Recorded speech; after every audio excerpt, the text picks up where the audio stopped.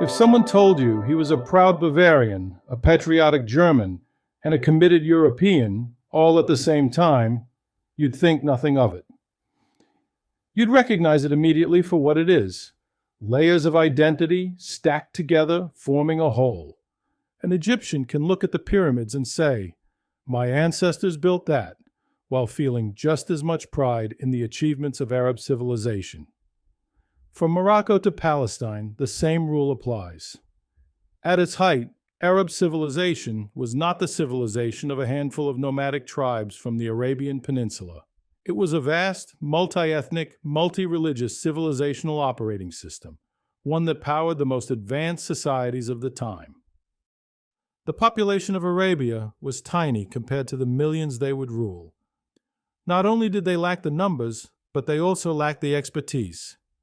The heartland of Arabia was arid, without rivers capable of sustaining large agrarian states.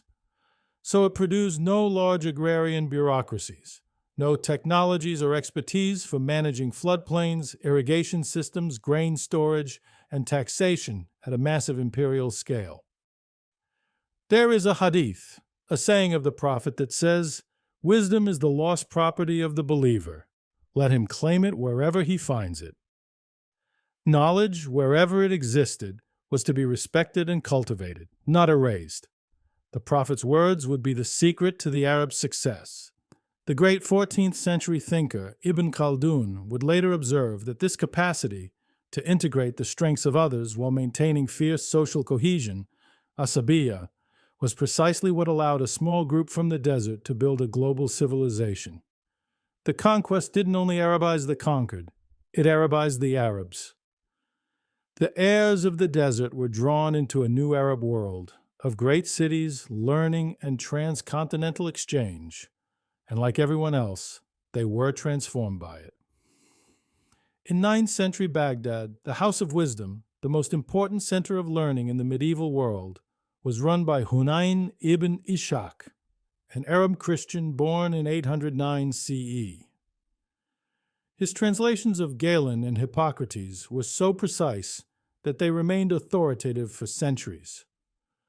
Al-Khwarizmi, a Persian born in 780 CE in what is now Uzbekistan, gave us algebra and synthesized Indian mathematics, including zero and the decimal system, into the form the world still uses. Ibn al-Haytham was born in 965 in Basra, in what is now Iraq, and is referred to as the father of modern optics. He also laid the foundations of the scientific method centuries before Bacon or Galileo. Ibn Sina was born in 980 in Central Asia and is known as the father of modern medicine. His Canon of Medicine would remain a standard medical text in Europe for over 500 years. When the Abbasids founded Baghdad in 762 CE, it became a major economic and intellectual center, drawing in Jewish populations from across the region and transforming the city into one of the most important Jewish urban centers of its time and a leading hub of Jewish scholarship. In the far western reaches of the empire, Islamic Spain, the Ibn Tibbon family, a dynasty of Jewish scholars, translated the works of Maimonides and Ibn Rushd from Arabic into Hebrew and Latin. They didn't merely preserve knowledge, they handed Europe the keys to Greek philosophy and Arab science, jump-starting the Renaissance.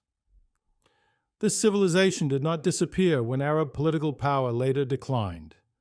The Seljuk Turkish vizier Nizam al-Mulk established the Nizamiya Madrasas, a state-sponsored network of higher learning that stretched across the Islamic world. A student from a remote village could travel to a great city and receive a world-class education in law, science, and literature, fully funded by the state. Arab civilization was strongest when it was most inclusive, and whenever it abandoned that openness, the consequences were disastrous. When the ultra-Orthodox Almohad dynasty conquered Islamic Spain, persecution followed, and so did a catastrophic brain drain. Maimonides, the greatest Jewish legal scholar and philosopher of the medieval world, fled to Cairo, where he rose to prominence as a physician at the court of Salah-ud-Din. Salah-ud-Din, the Muslim commander who defeated the Crusaders at Hattin and retook Jerusalem, was an Arab by origin. He was a Kurd, born in Tikrit, in what is now Iraq. He spoke Arabic and Kurdish and was a master of Arabic law and poetry. Salah-ud-Din was an exemplar of this new model of Arab identity that Arab civilization had forged.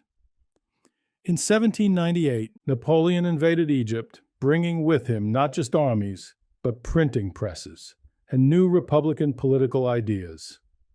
When the French were forced to withdraw, Muhammad Ali, an Albanian Ottoman commander, revolted against his Ottoman masters and crushed his local rivals. By 1805, he had seized control of Egypt and created what historians widely regard as the first modern Arab state. But a modern state needs a modern army, and modern armies are expensive. Ali's son, Ibrahim Pasha, was sent north to govern Palestine. He imposed crushing taxes, attempted to disarm a population that had carried weapons for protection for centuries, and instituted forced conscription. The result was an explosion. In 1834, the Palestinian peasantry, the Fellahin, rose in a massive revolt. The Fellahin fought with a ferocity that stunned the modernized Egyptian army. The rebels entered Jerusalem through an abandoned sewer and seized much of the city. The Egyptians were forced to retreat to the citadel, where they were effectively trapped, waiting for reinforcements. Muhammad Ali eventually arrived in Jaffa with a massive force. Over 6 months of scorched earth warfare, the rebellion was crushed.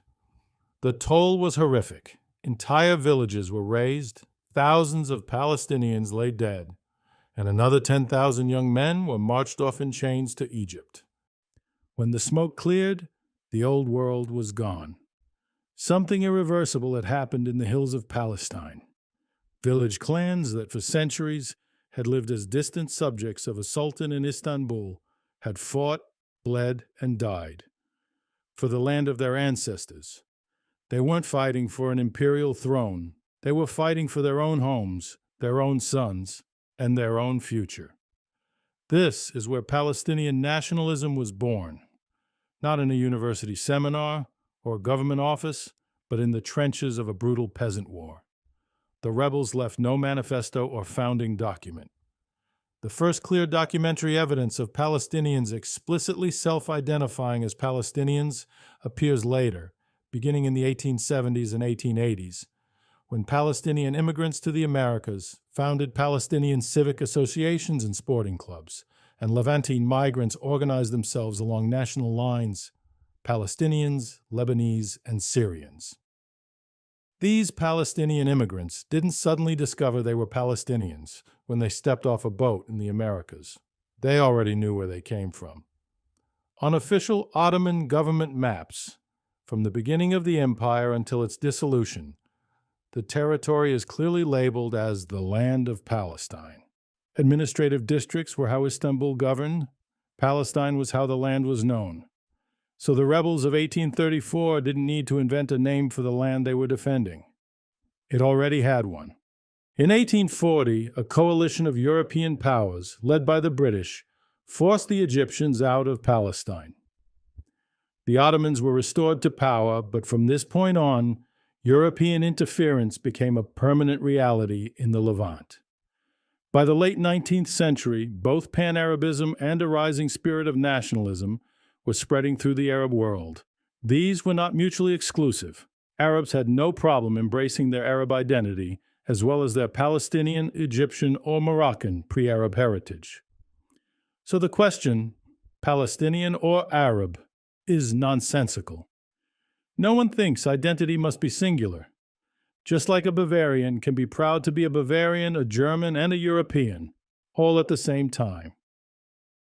In our next video, we move to 1936, the year the stirrings of 1834 became a roar for independence. Thanks for watching. Please hit the like and subscribe buttons if you would like to see more content like this.